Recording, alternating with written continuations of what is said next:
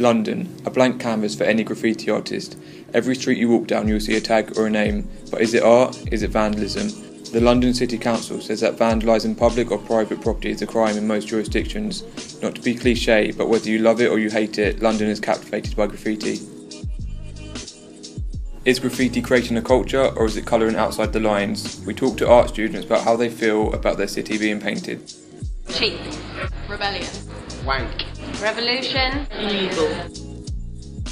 The critics don't matter. We can only go to the artists, see how this culture has manifested and why it's growing. It's a form of an expression of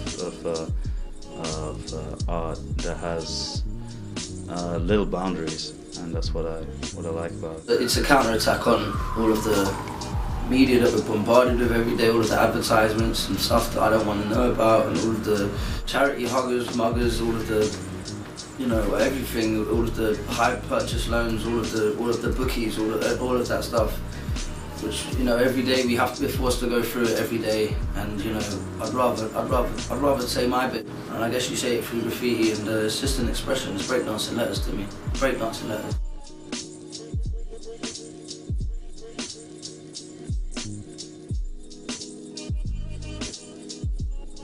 I get my inspiration from London. I'm from London. I love London. You know, hip hop. It's just it's all part of the same culture that sort of mutated and had it and found London. And you know, it's just about raw expression. Also about the buzz.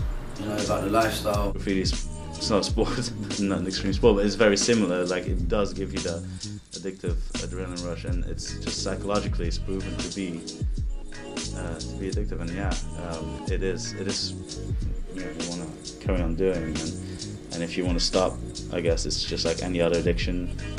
You have to force yourself. Yeah, you get a great buzz if you're writing illegally. You know, if you're painting in a train, you know, and you're sort of.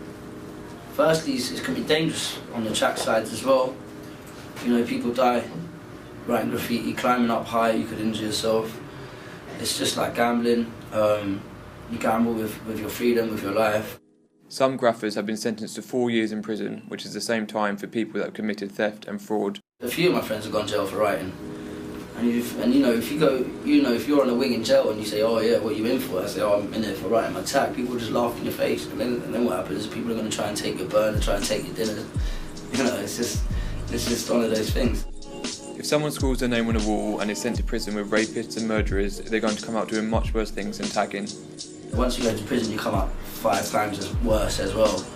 And I don't know how they send non-violent offenders to prison to become violent people, or, you know, prison's a hard place to sort of inhabit and sort of come out as a well-rounded person, because of, you know, especially if you go to prison for writing, you'd just be pissed off, wouldn't you? Graffiti is said to overstep the mark of vandalism when so-called artists spray on war memorials and graves. Does tagging have to go this far? Don't write on people's graves, don't write on churches, sacred monuments, don't write on synagogues, mosques, don't write on things like that, because of, you know, these people, they died for that, and, you know, I swear, man, you're going to hell if you do that shit. People just don't give a fuck sometimes, you know? Like, they don't give a fuck, so they do it. Sometimes they're like, okay, every property is common property, so they do it. There's so many reasons why, or so little reasons why people do it. But vandalizing is part of it, and it's never gonna disappear, if you like it or not. According to BBC News, London spends £100 million a year on the removal of graffiti. Alone, Wandsworth Council spends over £600,000 on cleaning up this alleged vandalism. There's a big difference between graffiti and street art. I think I may have said this before, but, you know, graffiti artists, they used to anyway, not so much now, but they come from the street, they represent the street, they stand the test of the street. Whereas street artists, you know, they go and they do their little stencils, or they get out their paintbrushes and get them extra crystalline. Street art is cheat ultimately. It's supposed to be freehand. It's supposed to be something that's an expression of style. That's what it's about. It's not about a resolved piece of artwork. It's not about that. You know, it's not about something that you contemplate. It's literally supposed to stand on its own and represent a culture that, you know, we inherited from New York. Is it actually causing a problem to people? Can't we accept it as part of our culture?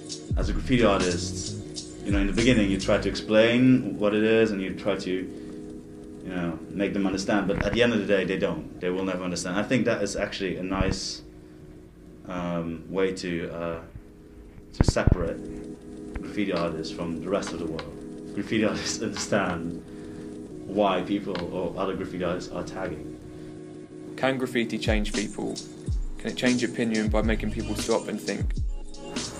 I mean, yeah, you could use it as a tool to change opinion. You know, what if every graffiti writer in the world, instead of writing their tag for it, they wrote revolution? Would there be a revolution? What would happen then?